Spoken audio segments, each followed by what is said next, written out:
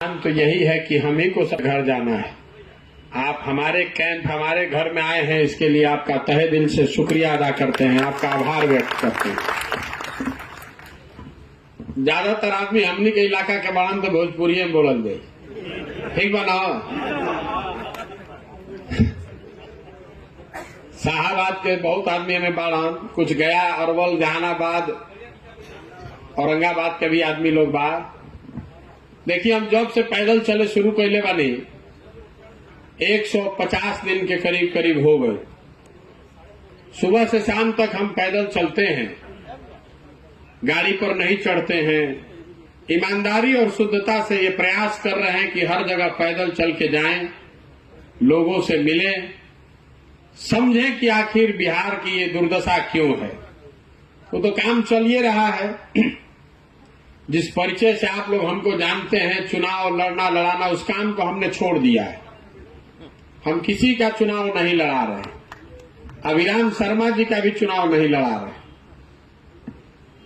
लेकिन हम जब पैदल चल रहे हैं तो हर गांव में ज्यादातर जगह हम लोग स्कूल में ही रुकते हैं, क्योंकि स्कूल के पास ही उस तरह का ग्राउंड है या वित्त रहित जो विद्यालय महाविद्यालय चल रहे हैं, कागज पर ही चल रहे हैं लेकिन चल तो रहे हैं। उनके पास वो जमीन है जहां ये 2 एकड़ 3 एकड़ में ये व्यवस्था बनाई जा सके। तो करीब करीब सब गांव के शिक्षक लोग जब हम जाते हैं वहां तो मिलते हैं, और उनकी शिकायत वही है जो आप उसके भुक्तभोगी हैं कि भैया नियोजित शिक्षक की हालत बहुत खराब बा, हमनी के कोई सुने वाला नहीं थे। तो हमने आप कई बार शिक्षकों को बहुत कड़े शब्दों में भी कहा कि भाई हम आपकी मदद क्यों करें, हम आपका मदद करें क्यों, आप तो स्वयं की मदद नहीं कर रहे हैं। तो कई जगह पर शिक्षकों को बुरा भी लगा होगा कि हमारे पास भाई हम दल बनाए नहीं है, हम आपका आंदोलन लड़ने नहीं आए, हम तो अपना काम कर रहे हैं, हम आपका आंदोलन अपने सर पर क्यों ले लें। लेकिन हर दूसरे तीसरे चौथे 5वें दिन कोई न कोई शिक्षक समूह मिलता है और उसकी अपेक्षा इतनी ही होती है कि भैया रउआ आवाज लगाएं, आप बोलिएगा तो बात हो जाएगा। हम आपको बता रहे हैं हमारे बोलने से आपका काम नहीं होगा, हम आपको झूठ नहीं बोलना चाहते। आपको 2015 में हमने देखा है, हम उस समय प्रचार कर रहे थे नीतीश कुमार का, तो शिक्षक संगठनों ने भाजपा और भाजपा के नेतृत्व के कहने पर उस समय पूरी ताकत से भाजपा की मदद की। आप जिसका मदद किए वो चुनाव हार गया। तो जो मान लीजिए हम नीतीश कुमार हैं तो हम तो यही समझेंगे कि इन लोग का वैल्यू क्या है, तो बात कोशिश कैलन जा तबो ना हारा पैलन जा। लेकिन आपका दुर्भाग्य देखिए या भाजपा का दुर्भाग्य देखिए कि 2 बरस के बाद वही सुशील मोदी उप मुख्यमंत्री बन गए और उनके पास 5 बरस का समय था कि जो वादा उन्होंने आपसे किया था उसको वो पूरा कर सके। आपका कोई वादा उन्होंने पूरा नहीं किया। लेकिन शिक्षकों की दुर्दशा देखिए, जब सुशील मोदी नहीं माने तो आप तेजस्वी यादव का अपने पैर पकड़ लिया या पूंछ पकड़ ली। जिस तेजस्वी यादव ने पहले आपका 15 में, तेजस्वी यादव लालू यादव भी उस महागठबंधन में थे, हम लोग आपका मांग नहीं माने थे उस समय, लेकिन आप इतने व्याकुल हैं कि तेजस्वी यादव का भी पोंछ पकड़कर आप समझे कि यही हमारा सुधार देगा। तो इस बार आप लोग जिसको वोट दिए वो आदमी फिर चुनाव हार गया। तो इसकी पहली बात तो ये आपकी ये दिखाता है कि जो आप दम भरते हैं कि हमने के 4 लाख आदमी बानी जा, इस दम को थोड़ा कम कीजिए। आप किसी को चुनाव हरा जिता नहीं सकते। आपको हम डिमोरलाइज नहीं कर रहे हैं, हमारा अपना चुनाव लड़ने का तरीका है। हम जीतते इसलिए हैं कि हम अपने कमजोरियों का बहुत गहराई से अध्ययन करते हैं और जिससे हमको लड़ना है उसकी ताकत का पूरा गुणा गणित हिसाब पहले करते हैं, तभी ना उसको पटक पाएंगे। रउआ सब में से कुछ आदमी बंगाल में हमारे वो वक्तव्य सुनले हुई चुनाव से पहले खेला हो गए ना, हमने कहा चुनाव के 4 दिन पहले कि भाजपा यहां पर बहुत ताकत से लड़ रही है, मोदी जी बहुत लोकप्रिय हैं, सारा हिंदी भाषी लोग भाजपा को वोट दे रहा है, बहुत ज्यादा पोलराइजेशन भी है और दलित भी एक सिरे से वोट दे रहा है भाजपा को।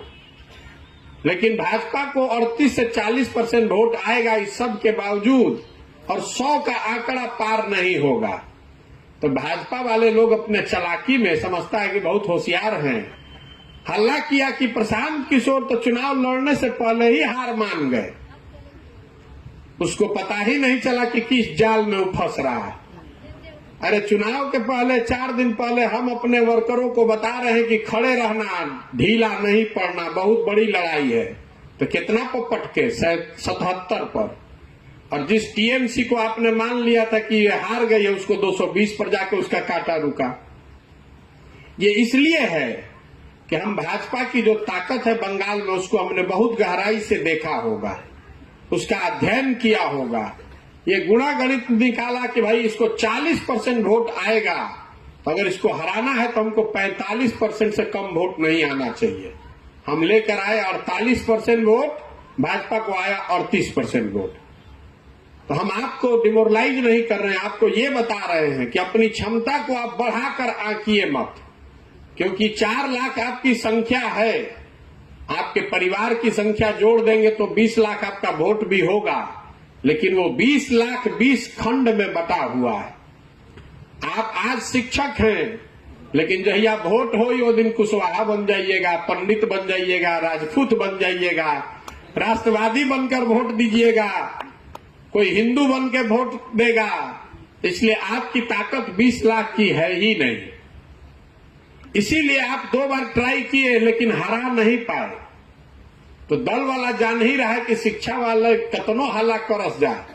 अगर हम आज उनको ये सुझाव दे रहे हैं, उनको सलाह दे रहे हैं, तो यही कहेंगे कि शिक्षकों के आंदोलन से घबराने की जरूरत नहीं है, ये लोग चुनाव नहीं हरा सकता है।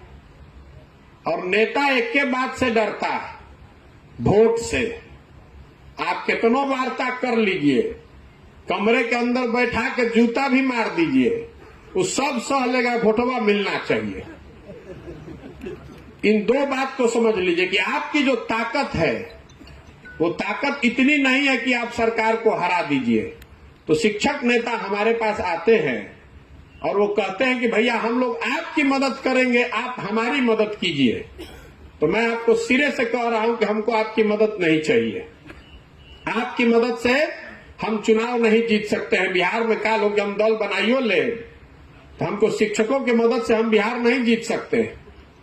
हम बिहार तब जीत सकते हैं जब बिहार में शिक्षा की व्यवस्था बेहतर हो जाए और आप पूरी ताकत से उसके पीछे खड़े हो जाइए, तब वो 20 लाख की ताकत हमारी बन सकती है।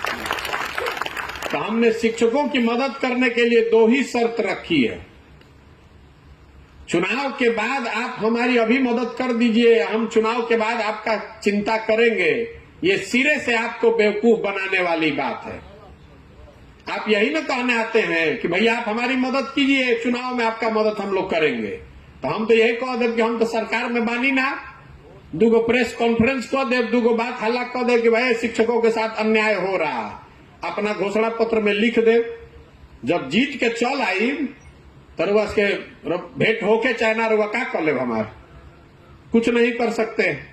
तो इसलिए फिर से ठगे जाने वाले रास्ते पर मत जाइए, ये मेरा पहला सुझाव है कि हाँ आप हमारी मदद पहले कर दीजिए, उसके बाद हम आपका चिंता करेंगे। घोषणा पत्र में लिख देने से तो आपकी दशा वही होगी जो सुशील मोदी के साथ हुई, जो तेजस्वी यादव के साथ हुई, वही दशा आपकी प्रशांत किशोर के साथ, जनसुराज के साथ भी होगी। तब एक रास्ता का बा, हम ये कह रहे हैं कि हम आपकी मदद पहले कर देते हैं। आपकी जो चिंता है, हम 24 के चुनाव से पहले आपका उपाय निकलवा देते हैं। उसके बाद आपके विवेक, आपके अंतरात्मा पर छोड़ेंगे कि हमने आपकी मदद की है, आपको अच्छा लगेगा तो हमारे साथ खड़ा होइएगा, नहीं अच्छा लगेगा तो जहां रहना है रहिए। और उसके लिए हमने शर्त 2 ही रखी है। हमने शर्त 2 रखी है एक तो आप शिक्षक समुदाय के तौर पर एक होइए। अभी आपका 19 गो संगठन है अलग अलग, ऐसा नहीं है कि सब शिक्षक 19 अपने दम पर है। हम इतना दिन से राजनीति देखे हैं बहुत नजदीक से। 19 में ज्यादातर संगठन ऐसे होंगे जो किसी न किसी दल के किसी नेता के सहयोग से पीछे से चढ़ाए जाने पर बनाए गए। तो हम क्यों कह रहे हैं एक होने के लिए? क्योंकि कोई आंदोलन अगर आप करेंगे तो जैसे ही आप खड़ा होइएगा तो 4 गो खड़क के भाग जाएगा। दिल्ली में जो आंदोलन हुआ जिसमें लोगों ने हम लोग जैसे लोगों से सुझाव लिया, उसमें भी 18 किसान के संगठन थे। तो हम लोगों का योगदान इतना ही है कि उनको बताया कि भाई आप अलग अलग लड़ने के बजाय बैनर अलग अलग रखिए, लेकिन एक संघर्ष समिति बनाइए, एक झंडे के नीचे आइए। उन्होंने फ्रंट भी अलग अलग बनाया। दिल्ली में 7 गो रास्ता घुसे के बाद ओकरा के घेरे के बात भइल तो कहीं उग्राहा जी ने घेरा, कहीं राज्यपाल की संगठन ने घेरा, अलग अलग किसान संगठनों ने जिम्मेवारी ली, लेकिन लड़े सब एक बैनर के तहत। तो हमने शर्त एक ही रखी है कि आप 19 संगठनों को या तो एक संगठन बनाइए या एक संघर्ष समिति बनाइए। और दूसरी बात, आंदोलन किस मुद्दे पर होगा वो हम डिसाइड करेंगे, आप नहीं कीजिएगा। आपको अपने वेतनमान से न मतलब है, आपको गैर शैक्षणिक कार्य से हटने से मतलब है, आपको इससे मतलब है कि आपका सर्विस कंडीशन सुधर जाए। वो जिम्मा हम पर छोड़िए, लेकिन आंदोलन कैसे होगा उसको वो हम डिजाइन करते हैं। आपको शरीर से ये खड़ा होना है कि आप 4 लाख लोग एक साथ हैं, तो आप लोग ये तय कर लीजिए और वो 19 संगठनों को एक साथ बैठा दीजिए और हमको 9 महीने का समय दे दीजिए। लोकसभा से पहले सचिता जी ने कहा दिसंबर, हमारा अपना प्रयास है कि अगले 2 महीने में अगर आप लोग सब एक हो जाए, दल से, जाति से, विचारधारा